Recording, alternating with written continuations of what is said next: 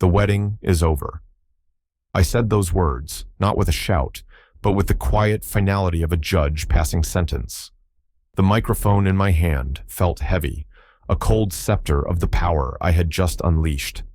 In the stunned silence of the grand ballroom, a silence so profound it seemed to suck the very air from the room, every eye was fixed on the large screen behind me, a screen that was supposed to be showing a heartwarming slideshow of my stepdaughter's life, but was instead displaying a truth so ugly it had fractured our world.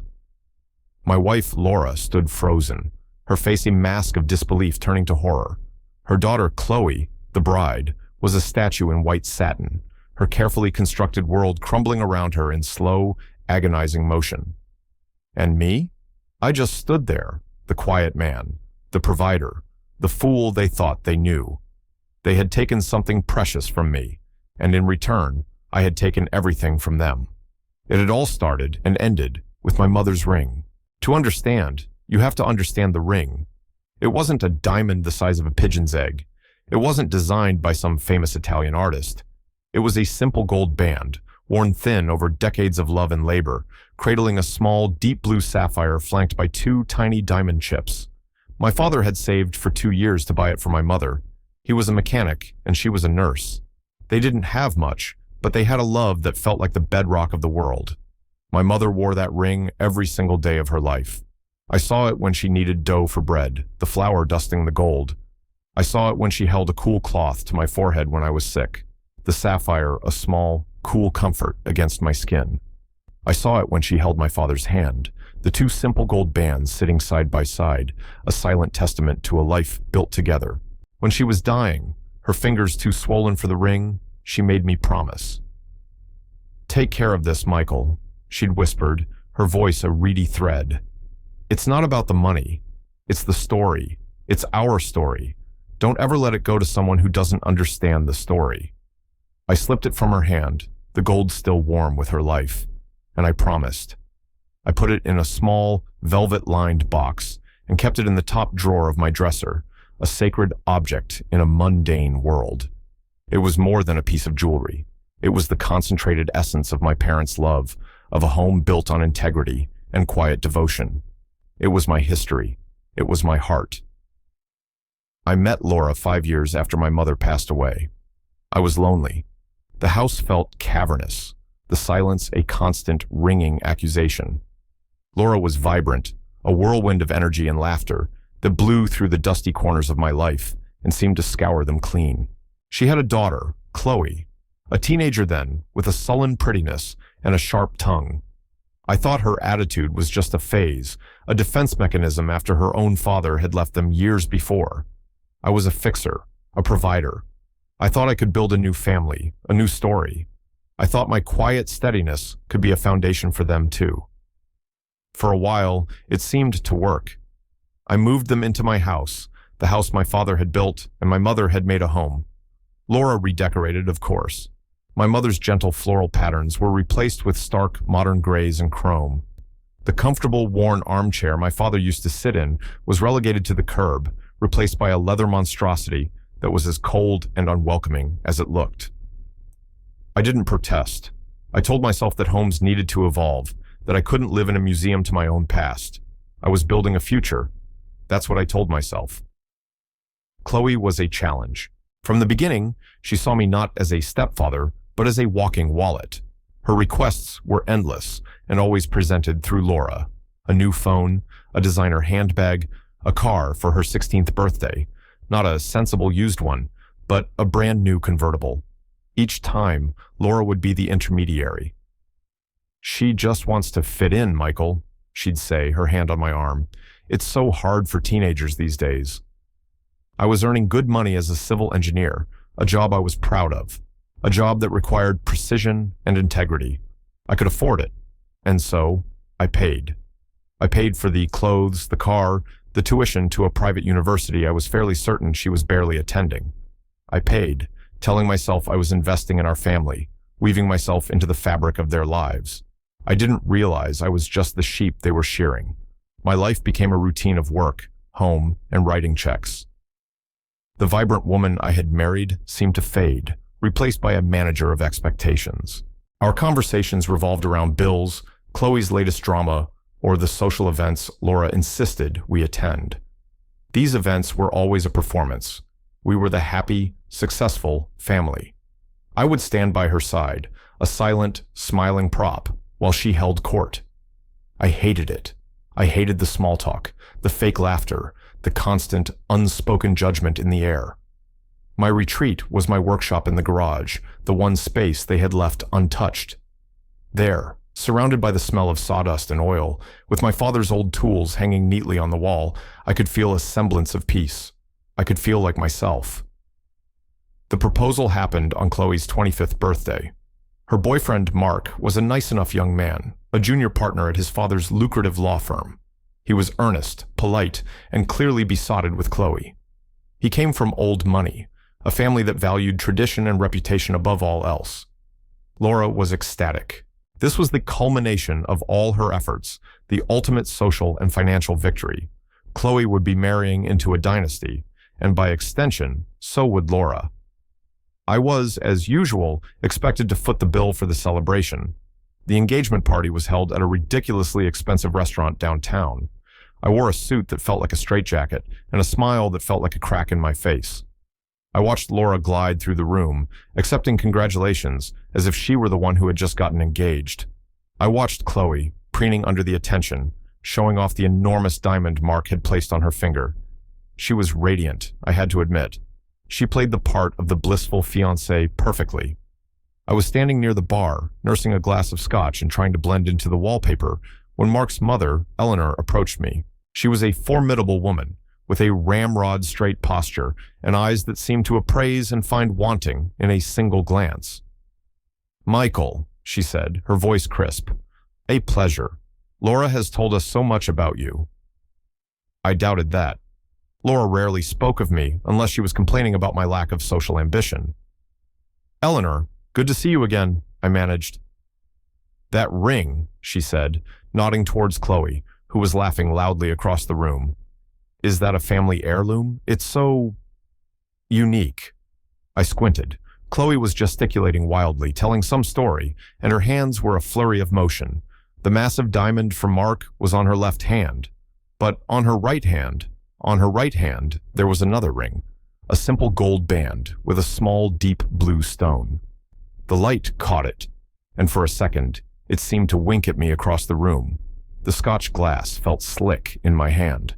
My heart began to beat a slow, heavy drum against my ribs. It couldn't be. It was impossible. I must be mistaken. It was just a similar ring, a coincidence.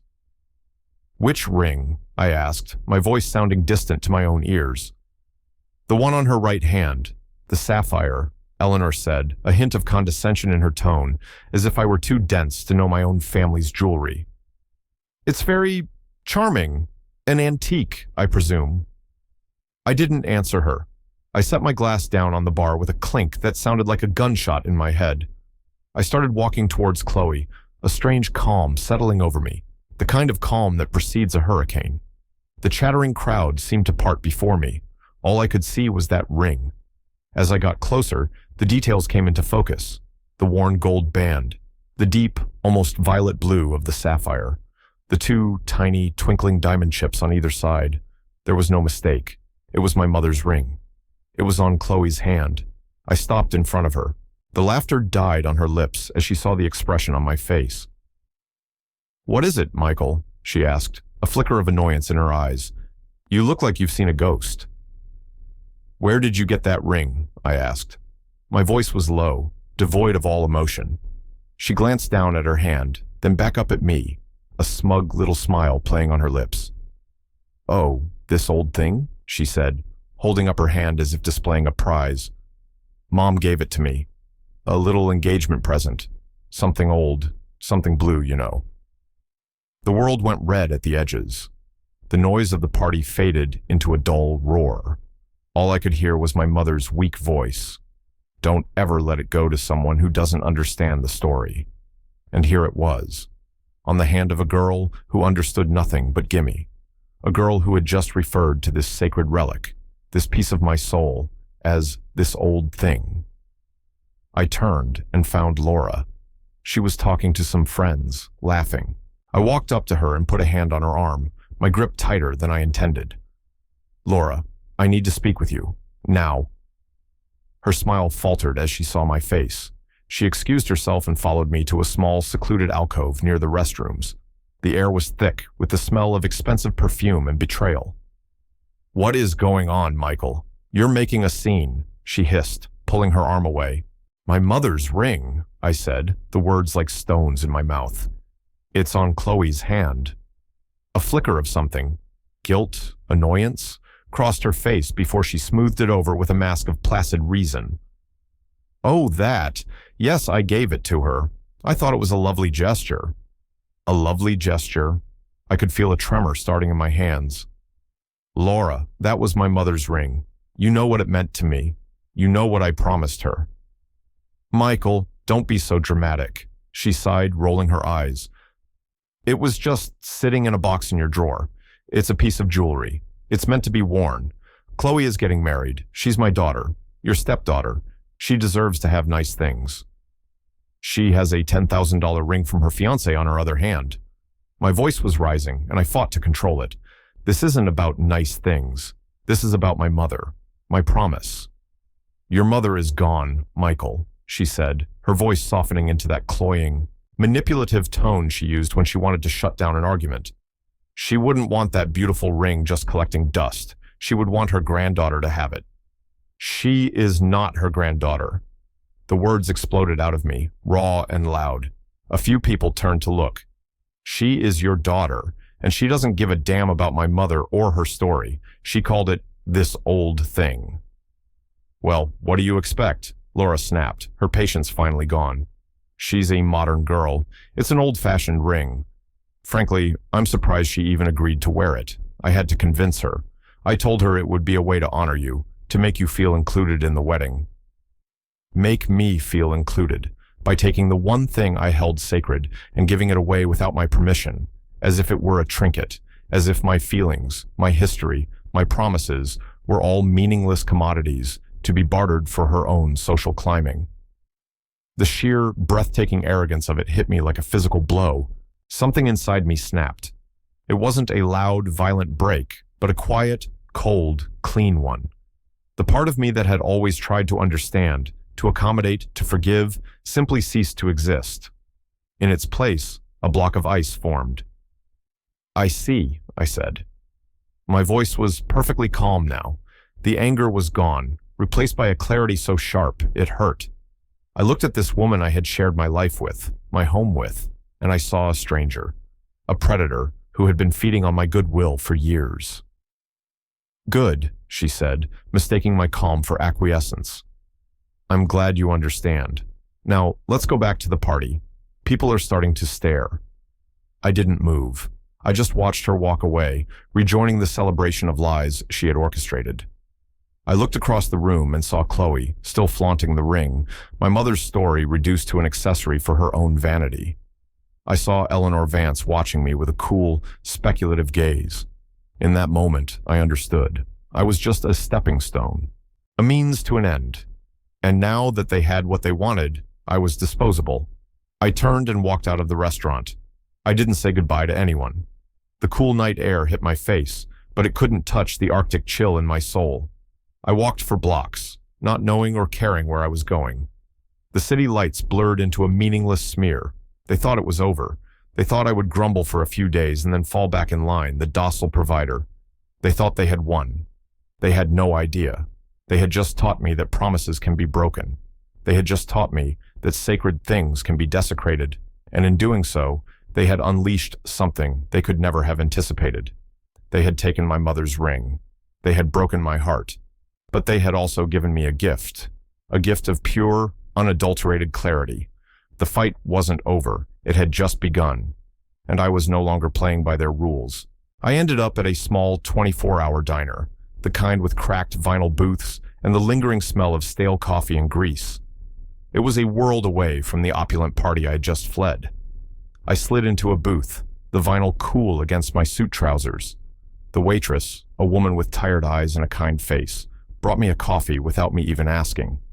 I wrapped my hands around the warm mug, but the heat couldn't penetrate the cold that had settled deep in my bones. I sat there for hours, watching the dregs of the city drift in and out. The coffee grew cold.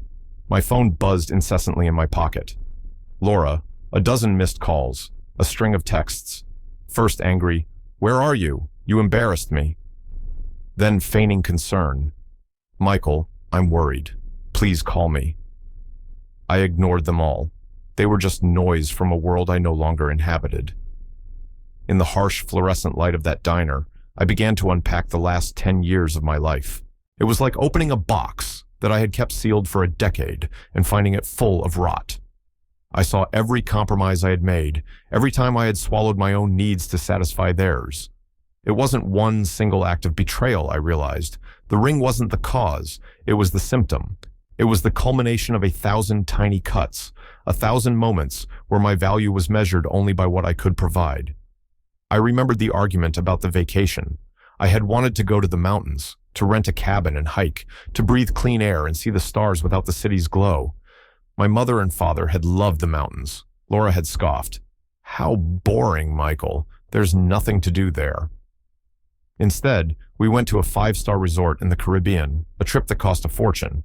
I spent the week reading in the shade while she and Chloe took selfies by the pool and shopped in ridiculously overpriced boutiques. I had paid for it all, telling myself that their happiness was my happiness.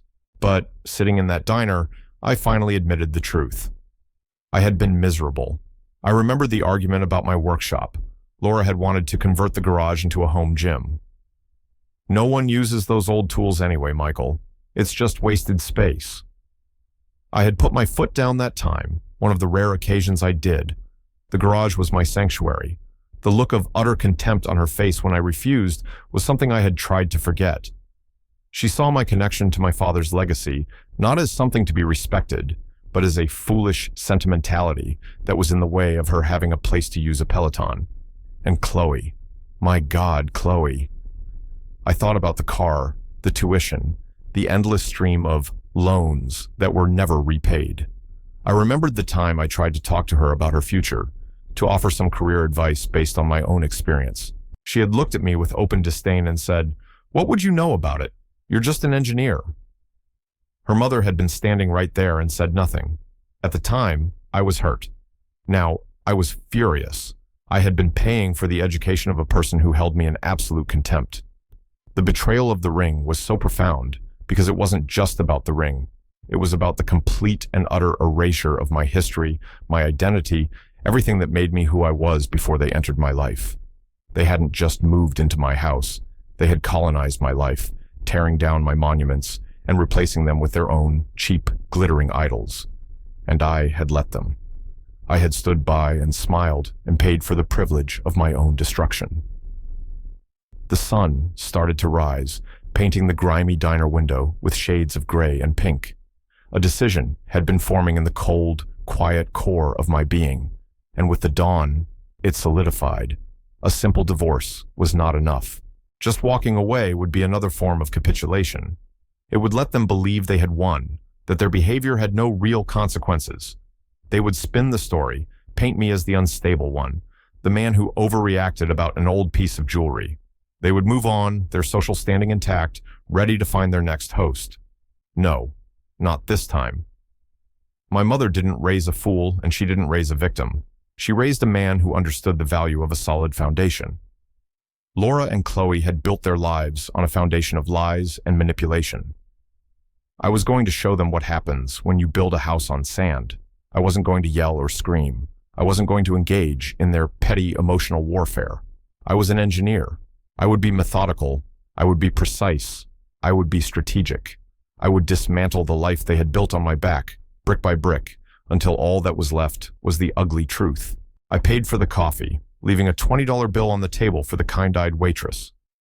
I walked out of the diner and into the morning light, a different man than the one who had walked in. The grief was still there, a hard knot in my chest, but it was now encased in something else, something cold and hard and purposeful. I took out my phone, which had finally gone quiet. I scrolled past Laura's frantic messages and found the contact for a man I had met at a Rotary Club meeting a few years ago, Arthur Vance, a divorce lawyer, a man known, according to club gossip, as a shark. I sent him a text. "Arthur, it's Michael Peterson. I need to schedule a consultation as soon as possible. It's urgent." Then I called my office and left a message saying I was taking a personal day. I went home.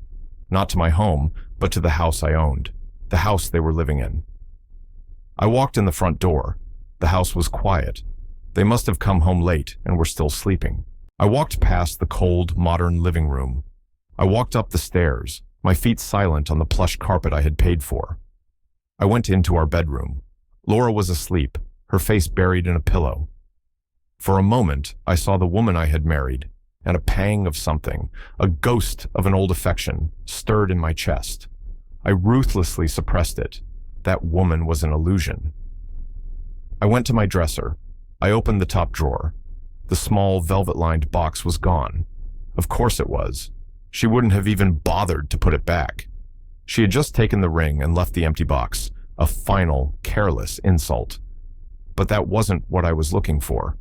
I reached to the back of the drawer under a pile of old sweaters and pulled out a small, locked metal box.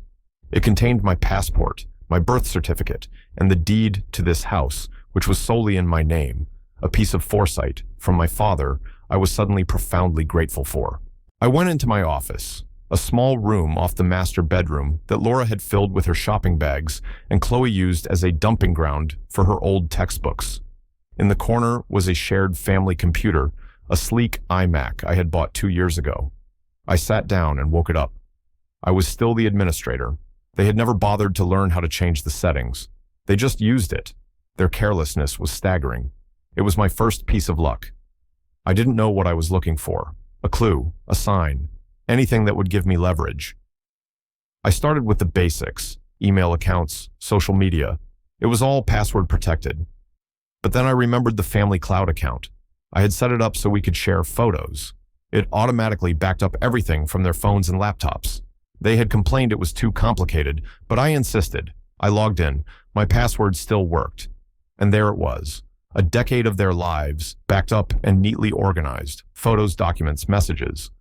A digital monument to their vanity and my gullibility. I started scrolling through Chloe's photo backups, a sick feeling of voyeurism washing over me. Thousands of pictures, selfies, parties, expensive meals. A life of curated perfection. But then I noticed something. The dates. For the past 6 months, there was a recurring theme. Chloe would post a photo on Instagram with Mark, all smiles and hashtags like #LoveOfMyLife. But on the same day, in the cloud backup, there would be another set of photos not posted publicly, photos with another man. A man who was definitely not Mark. He was older, with a rugged, roguish look and a tattoo snaking up his neck. They were in dive bars, in a cramped apartment that looked nothing like Chloe's pristine condo, in his car. The looks on their faces in these pictures were not the curated perfection of her photos with Mark. They were raw, hungry, and reckless. My heart started to pound again, but this time it was with the thrill of the hunt. I kept digging. I went into her backed-up messages. It took me an hour of scrolling, my eyes burning, but I found it. A thread with a contact simply named Jay. The messages were explicit, filled with a coarse intimacy that made my stomach turn. They talked about their meetings, about the thrill of their secret. And then I saw the date. A message from Chloe to Jay, sent 3 months ago. "Have to be careful. Mark's getting suspicious, but I can't stop. I need you." I felt a surge of grim satisfaction. This was it. This was the leverage. It was sordid and ugly, but it was the truth. But as I kept reading, the story got darker. I found a message from Chloe, sent just 6 weeks ago. "Jay, we have a problem. A big one." A few messages later, another one. "I'm late. I took a test. It's positive." I froze. A baby, of course. The perfect final lock on the cage for a man like Mark, from a family like his. It was a classic move, a checkmate. But the next messages sent a chill down my spine. Jay's reply, "Is it mine?" Chloe's reply, "I don't know. It could be. The timing is complicated." And then the final damning exchange from just 2 weeks before the engagement party. "Jay, so what's the plan? We can't just pretend this isn't happening." Chloe. The plan is the wedding. The plan is Mark. He'll be a wonderful father. He'll give this baby everything. You and I, we were just a fantasy. This is reality now. Don't contact me again. I'm blocking your number. I sat back in the chair, the air driven from my lungs. It wasn't just infidelity. It was a conspiracy. She was planning to trap Mark, to pass off a child that might not even be his as his heir, to secure her place in his family and his fortune. It was a breathtakingly cruel and calculated deception. The sheer coldness of it was monstrous. My fight was no longer just about me in a ring. It was about this unsuspecting young man, Mark, who was about to have his entire life ruined by a lie. My personal grievance suddenly seemed small in comparison. This wasn't revenge anymore. This was justice. I took a deep breath, my hands steady now. I methodically began to download everything, the photos, the entire message thread. I saved them to a small, encrypted USB drive. I then went into Chloe's browser history. As I suspected, she had been researching. How accurate are early pregnancy timelines? Paternity testing during pregnancy. Calculating conception dates. I took screenshots of everything. I was an engineer. I believed in data. And I was assembling a case so airtight, so irrefutable, that not even Laura's powers of manipulation could squirm their way out of it. I finished just as I heard stirring from the bedroom. I ejected the USB drive, slipped it into my pocket, and carefully cleared my own browser history. I logged out of the computer and stood up. I walked back into the bedroom. Laura was sitting up in bed, rubbing her eyes. "Michael, where have you been?" "I was so worried," she said, her voice thick with sleep and false concern. I looked at her, at the woman who had shared my bed for 10 years, and I felt nothing. No anger, no love, no hate, just a vast, empty space. "I was out," I said, my voice flat, thinking. "Well, I hope you've thought about how you behaved last night," she said, her tone shifting to scolding. "You embarrassed me. You embarrassed Chloe, all over a silly old ring." I didn't respond. I just went to the closet and started packing a bag. A real bag this time. Clothes, toiletries, the essentials. "What are you doing?" she asked, a note of panic finally entering her voice. "I'm leaving, Laura," I said, not looking at her. "Leaving? Don't be ridiculous. You can't leave. Chloe's wedding is in 2 months. We have plans. Deposits have been paid." Deposits. Of course. That's what it came down to. Not the man leaving, but the bank account. "The wedding?" I said, a strange, bitter smile touching my lips. "Yes, I wouldn't miss it for the world." I zipped the bag and walked towards the door. "Michael, you can't do this," she cried, getting out of bed and grabbing my arm. "What about us? What about our family?" I stopped and looked down at her hand on my arm. Then I looked into her eyes. "You taught me last night what this family is about, Laura," I said softly. "It's about taking what you want, no matter who it hurts. It's about things, not people. It's about lies. I'm just finally ready to play the game." I pulled my arm free, walked out of the room, and closed the door behind me, leaving her standing there in the ruins of the life she thought she had secured. I had the truth in my pocket, a small, cold, digital bomb, and I was going to find the perfect time and the perfect place to detonate it. I checked into a sterile, anonymous business hotel near the airport. The room was beige and brown, utterly devoid of character, and I found it profoundly calming. It was a blank slate. For the next 2 months, this would be my command center. My first call was to Arthur Vance. His office patched me through immediately. "Michael," his voice was calm and professional, "I got your text. What's going on?" "Arthur," I said, "I need to file for divorce, and I need to do it quietly for now. I don't want her served yet. I need to control the timing." There was a pause. "That's an unusual request, but doable. Is there a reason for the secrecy?" I took a deep breath. "It's complicated. My wife and her daughter, they've crossed a line. It's not just about the marriage anymore. It's about a significant deception involving a third party. I have proof, and I intend to use it." "I see," Arthur said, his tone shifting from sympathetic acquaintance to focused professional. "Michael, I need you to come to my office. Today. Bring everything you have. Don't talk to her. Don't talk to anyone. Just come here. I spent the next 2 hours at Arthur's firm, in a conference room with a view of the entire city. I laid it all out for him. The story of the ring, the decade of financial and emotional exploitation. And then I plugged the USB drive into his laptop. I showed him the photos. I showed him the messages. I showed him the browser history. He read everything in silence, his face impassive. He scrolled through the messages between Chloe and Jay, his brow furrowing slightly. When he was done, he leaned back in his chair and steepled his fingers, looking at me over the top of them. The silence stretched for a full minute. "My God," he said finally. "This is biblical." "Is it enough?" I asked. He let out a short, sharp laugh. "Michael, this is more than enough. This is a tactical nuke. The question isn't, is it enough? The question is, what is your desired outcome?" "I want my life back," I said simply. "I want my assets protected. I want my mother's ring back, and I want them to face consequences for what they've done, not just to me, to Mark. That young man is walking into a bear trap, and he doesn't even know it." Arthur nodded slowly, his eyes gleaming with a predator's focus. "The fiancé is Mark Jennings, son of Robert Jennings?" "Yes, that's the one." "I know Robert," Arthur said.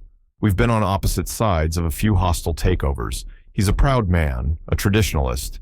His family's reputation is everything to him. If this information were to come out, it would destroy the girl and her mother." "Good," I said, the word tasting like iron. "Okay," Arthur said, leaning forward and becoming all business. "Here is what we are going to do.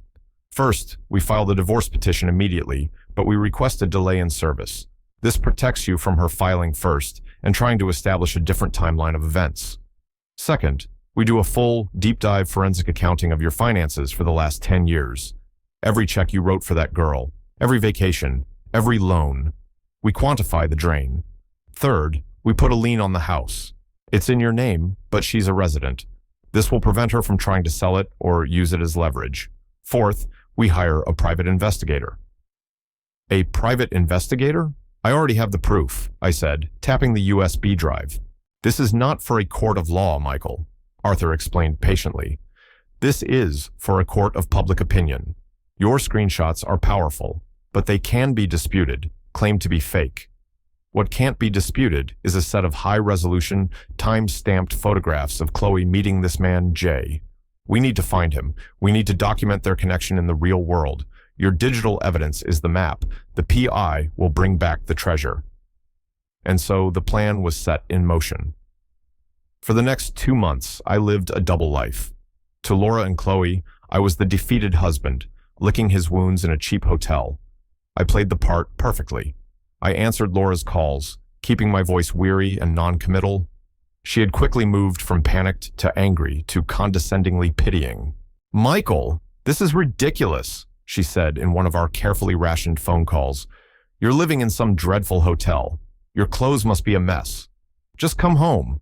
We can talk about this after the wedding. Don't ruin this for Chloe." "I'm not ruining anything, Laura," I would say. "I'm just taking some time." "Well, don't take too long," she'd snap. "The first payment for the caterer is due. I gave them your credit card number. I assume that's okay?"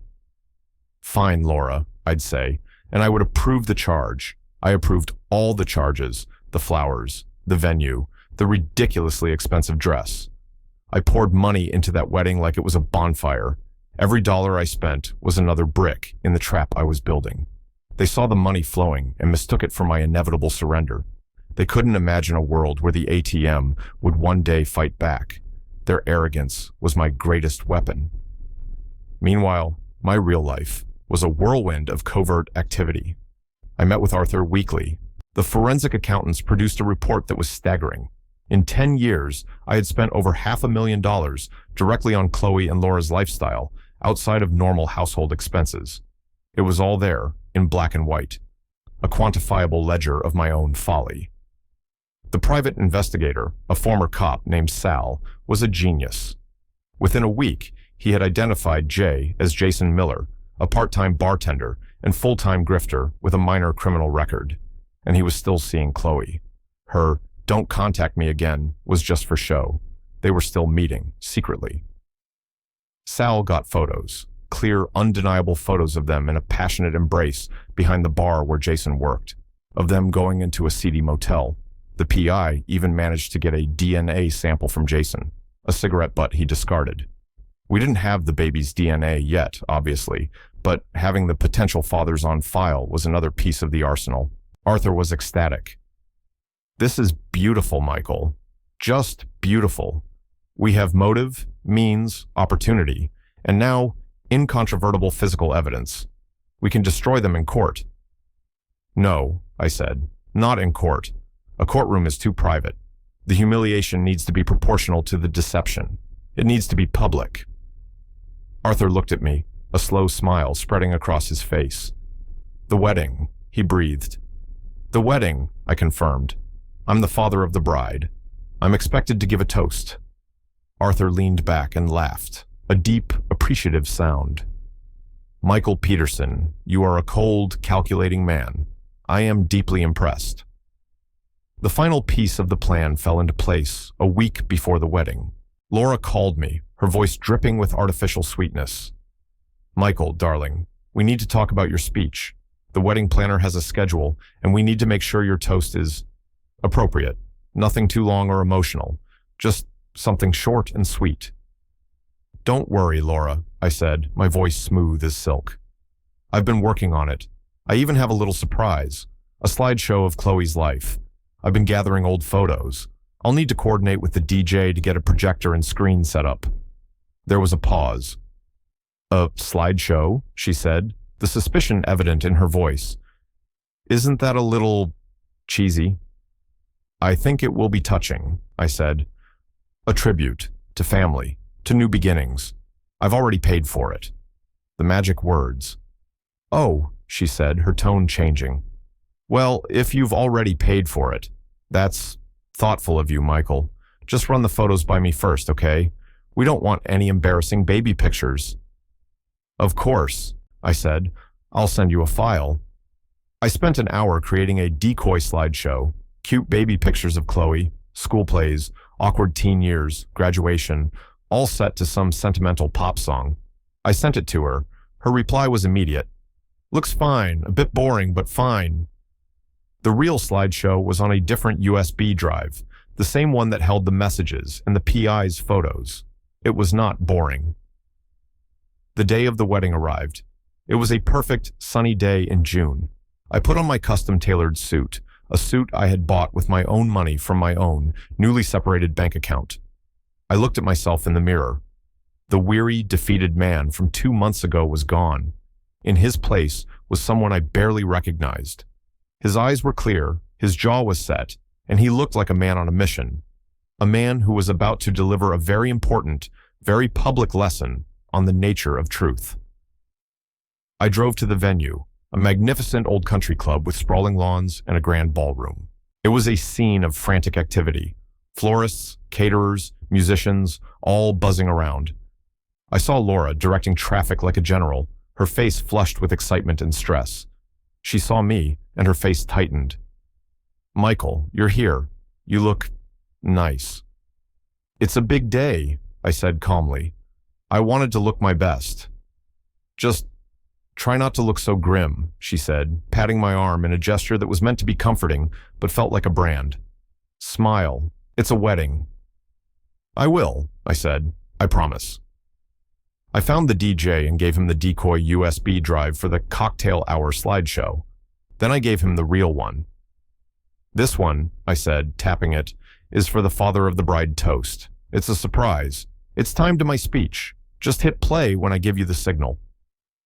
I slipped him a $100 bill. He winked and gave me a thumbs up. The ceremony was beautiful in a hollow, theatrical way. Chloe was a vision in her $5,000 dress. Mark looked at her with such adoration, such pure, uncomplicated love, that a pang of genuine pity shot through me. He was a good man caught in a terrible web. Laura wept, dabbing her eyes with a lace handkerchief, playing the part of the emotional mother to perfection. I stood at the altar, the stoic father figure, my face an unreadable mask.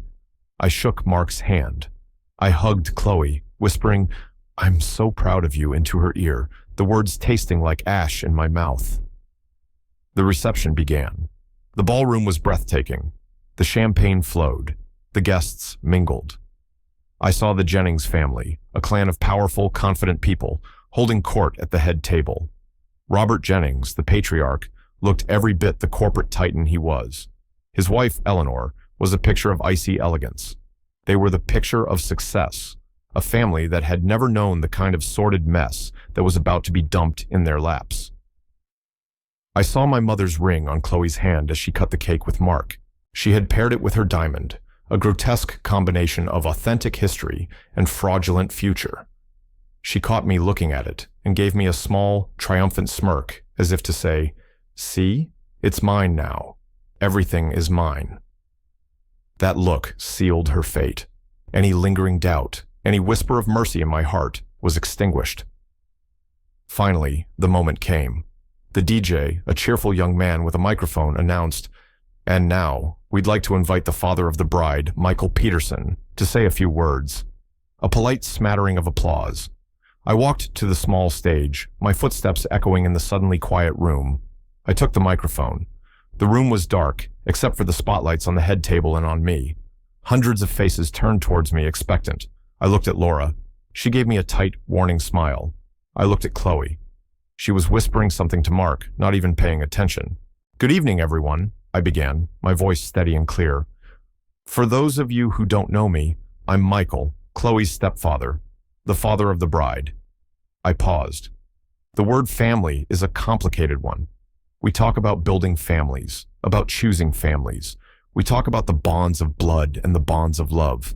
We're here tonight to celebrate the creation of a new family, the joining of the Jennings and the family I married into.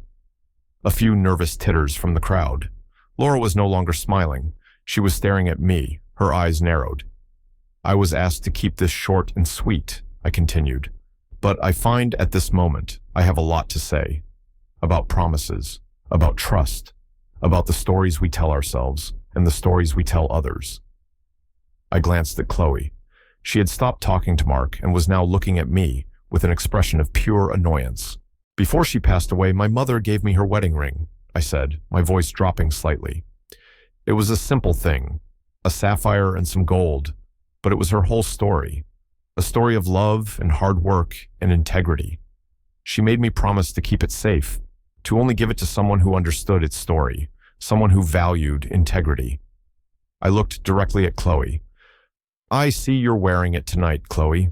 A lovely gesture, a little something blue." Her face flushed. Mark looked from her hand to me, a confused expression on his face. Laura was half out of her seat, her face a thundercloud. "But you see," I went on, my voice hardening, "a story isn't something you can just wear like an accessory. A life built on integrity isn't something you can just buy. You have to earn it. And a life built on lies, well, that has a price too." I turned to the DJ. "You know, I put together a little slideshow, a tribute to Chloe. I think now is the perfect time to share it. Hit it." I gave him the signal.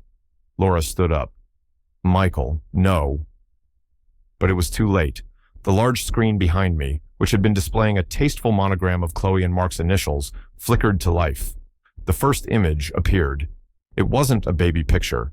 It was a high-resolution photograph of Chloe in a back alley, locked in a passionate kiss with Jason Miller, his neck tattoo clearly visible. A collective gasp went through the room. It was a sound I will never forget. It was the sound of 300 people realizing the fairy tale was a horror story. Chloe screamed, a thin, sharp sound. Mark jerked back from her as if she were on fire. The next slide appeared. It was the text exchange. Chloe's message, "I'm late. I took a test. It's positive." Jason's reply, "Is it mine?" Chloe's answer, "I don't know. It could be."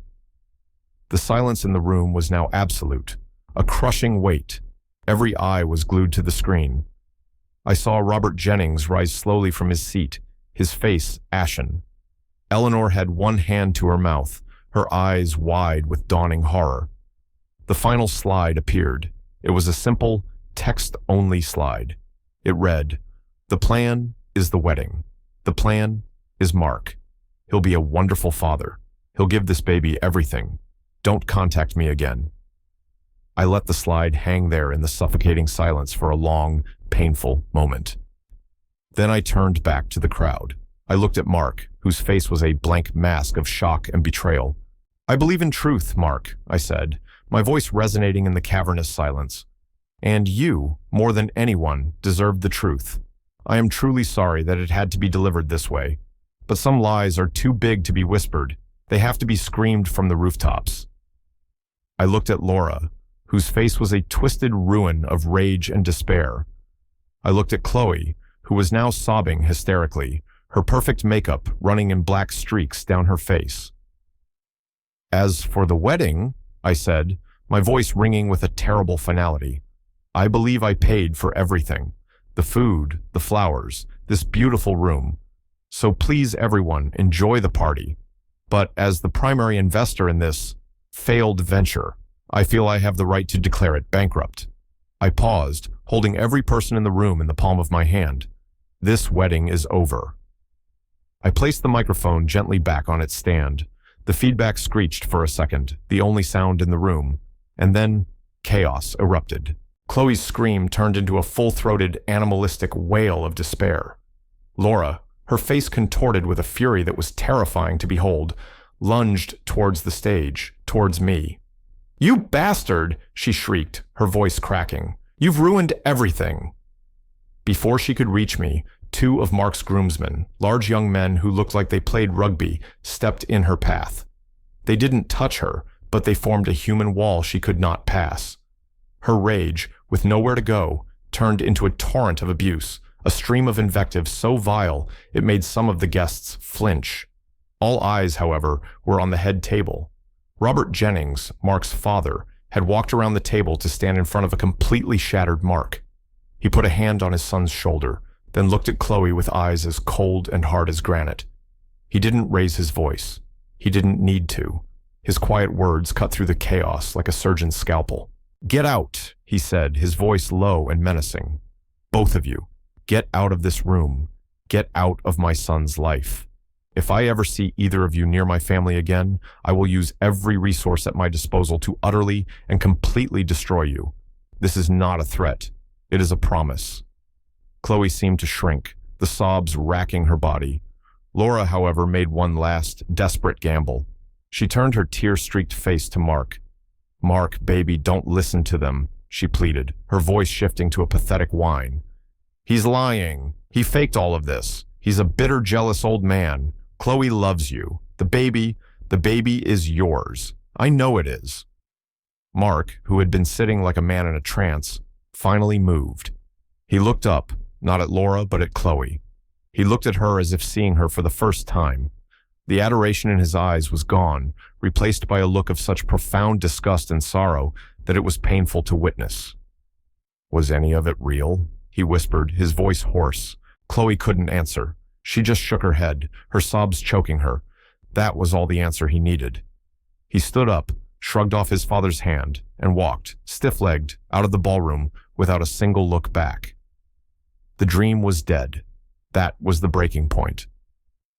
The sight of Mark walking away seemed to finally sever the last thread of hope for Laura and Chloe.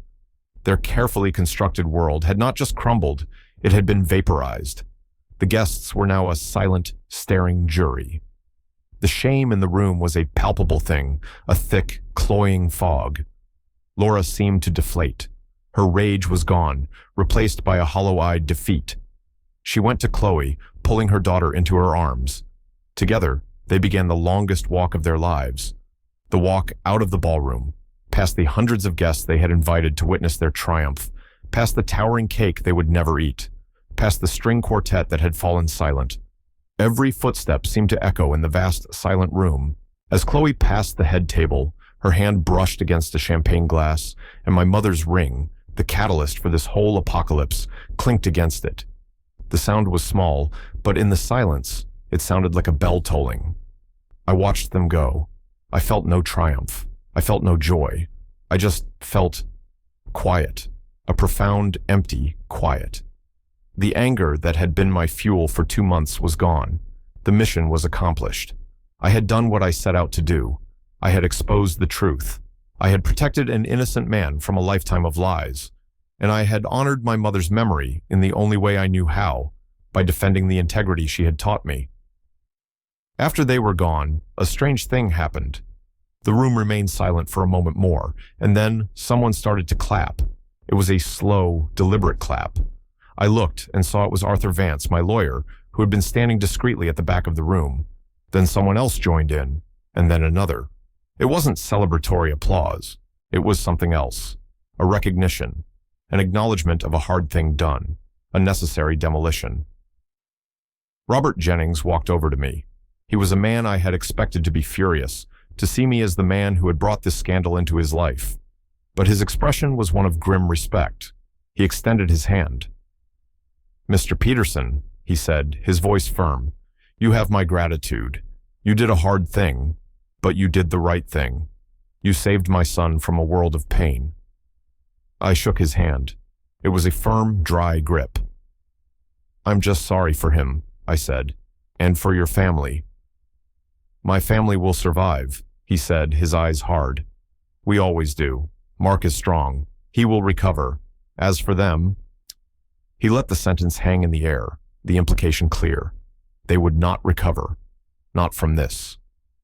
I left shortly after that. I didn't stay for the food or the sad, confused attempts by the guests to figure out what to do next.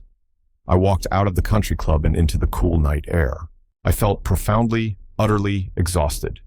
I got in my car and just sat there for a few minutes, the engine off, listening to the sound of my own breathing. The war was over. The aftermath was swift and brutal. Arthur handled everything. The divorce was finalized in record time. Laura, on Arthur's advice, did not contest it. She knew she had no leverage. The forensic accounting report was so damning, she was lucky to walk away with anything at all. I was generous. I let her keep her car and a small portion of the liquid assets. I didn't want her money. I just wanted her out of my life. The house was mine, free and clear. Arthur sent a formal request for the return of my personal property with a specific, non-negotiable line item. 1 ladies' gold ring with a sapphire stone and 2 diamond chips. 2 days later, a small, padded envelope arrived at Arthur's office via courier.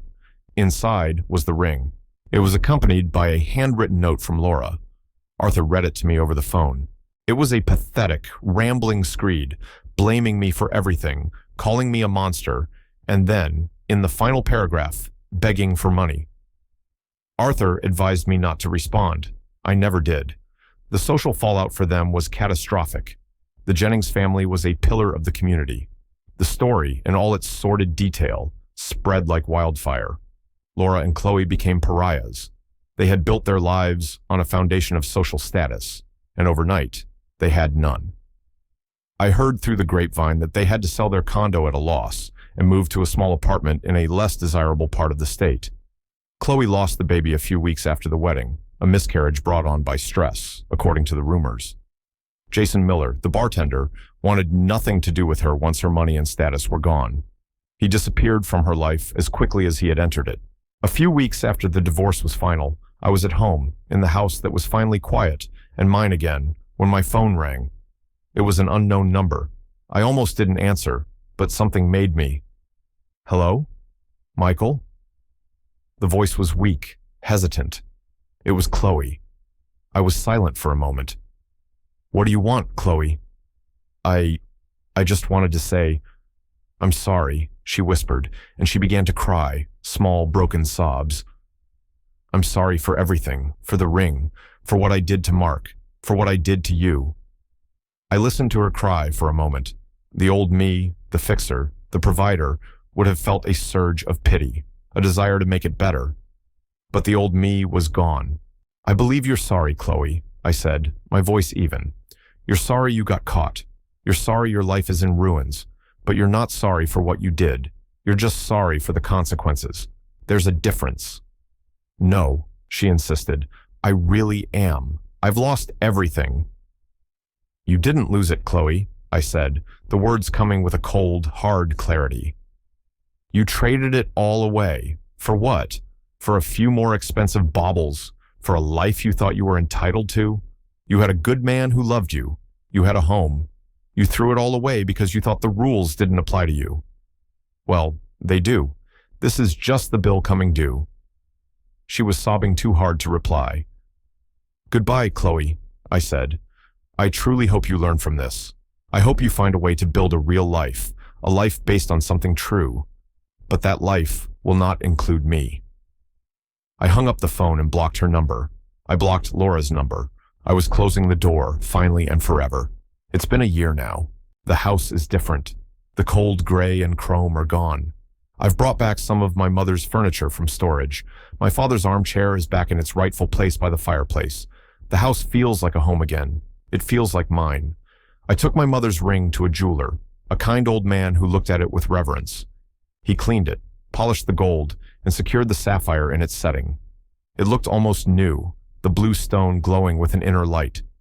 It sits now in its velvet box, not in my dresser drawer, but on my desk in the workshop, where I can see it every day. It's a reminder of where I come from, a reminder of the price of integrity and the cost of losing it. I don't know what happened to Laura and Chloe in the long run. I don't care to know. They are ghosts from another life, a cautionary tale I carry in my past. My life is quiet now. I work. I come home. I spend my evenings in my workshop, building things with my hands, things that are solid and real. Sometimes Mark's father, Robert Jennings, calls me. We talk about the market, about politics. We've become unlikely friends, two men who understand the importance of a solid foundation. He told me Mark is doing well. He moved to another city, started fresh. He's met someone new, someone real. I don't know if I'll ever meet someone new. I'm not looking. I'm enjoying the peace. I'm enjoying the silence, which is no longer a ringing accusation, but a calm, comforting presence. I am learning to be happy in my own company, to find my value not in what I can provide for others, but in who I am. They mistook my patience for weakness. They mistook my kindness for stupidity. They thought the quiet man was a man they could break. They were wrong. They pushed me into a corner, and in that corner, I didn't just find my breaking point. I found my backbone. I found the part of myself that my mother had forged, the part that understands that some things are not for sale. Some things are not to be given away lightly. Some things, like honor and truth and a mother's love, are worth fighting for. And that is a story worth telling.